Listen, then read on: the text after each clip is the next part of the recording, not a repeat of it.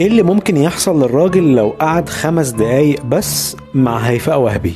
السؤال ده أجابت عنه دراسة أسبانية حددت بالظبط ايه اللي ممكن يحصل للراجل لما يكون مع امرأة جميلة زي هيفاء وهبي لمدة 5 دقايق بس. الدراسة قالت ان ال5 دقايق دول بيؤدوا لارتفاع معدل هرمون الكورتيزول في الدم، وده بيأثر على صحة الراجل لانه الهرمون المسؤول عن الاجهاد للجسم. كمان نظام دماغ الراجل بيصاب بالخلل لمدة دقايق وربما لعدة ساعات لما بيشوف امرأة جميلة زي هيفاء وهبي.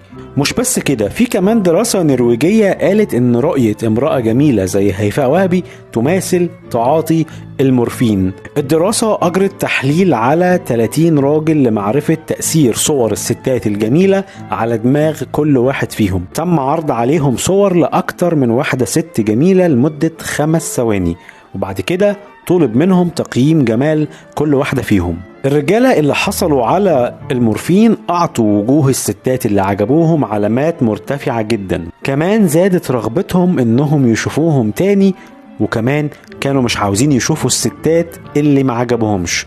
الدراسة قالت كمان إن الراجل بياخد قرارات متهورة لما يكون مع امرأة جميلة، وده نتيجة لتجربة أجريت على 96 فرد من الشباب والبنات. كمان الأداء الوظيفي للراجل اللي بيقعد مع نساء جذابات بيقل عن الرجالة اللي بيجلسوا مع ستات مش جذابين ليهم. هيفاء وهبي كانت محور جدل كبير جدا في الأيام اللي فاتت بعد تعرضها للتنمر على صور انتشرت ليها. هيفاء كانت ظهرت في مؤتمر صحفي قبل حفلها الأخير في موسم الرياض بالمملكة العربية السعودية، انتشرت ليها صور ظهرت فيها وهي متقدمة جدا في السن. الحقيقة هيفاء وهبي تعرضت لحملات من التنمر بشكل غير مسبوق. نشطاء السوشيال ميديا شنوا هجوم حاد وسخرية فيها قدر من التطاول على هيفاء وهبي. هيفاء ظهرت بعد الموجة دي وعلقت على تعرضها للتنمر وقالت ردا طبعا على الضجة اللي أثيرت على الصور بتاعتها ان ظهورها بشكلها الطبيعي على المسرح هو الرد المناسب على الضجة دي كلها.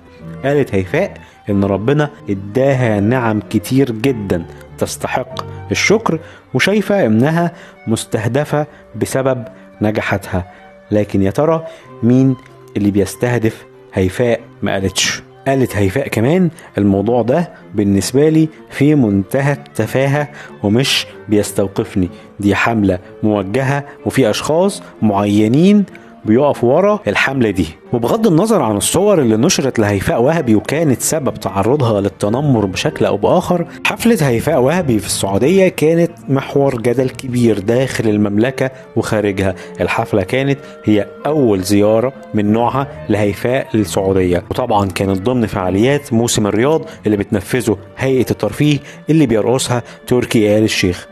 تنظيم الحفلات الغنائية بيجي ضمن موجة الانفتاح اللي بتشهدها السعودية، اللي البعض بيثني عليها وشايفها يعني تطور طبيعي للمرحلة الحالية على مستوى العالم كله، لكن البعض بيشوف انها لا تتوافق بشكل او اخر مع المكانة المحافظة اللي عرفت عن المملكة العربية السعودية، وان كان المملكة بتضع خطوط حمراء في ظل تنظيم مثل هذه الحفلات. شفنا حتى هيفاء وهبي اللي كانت معتادة تظهر بإطلالات شبه عارية، إطلالات جريئة جدا في كل الحفلات اللي قدمتها، لكن حفلها في المملكة قبل أيام ظهرت فيه بملابس تستر جسمها، وده شيء غير معتاد أبدا من هيفاء وهبي.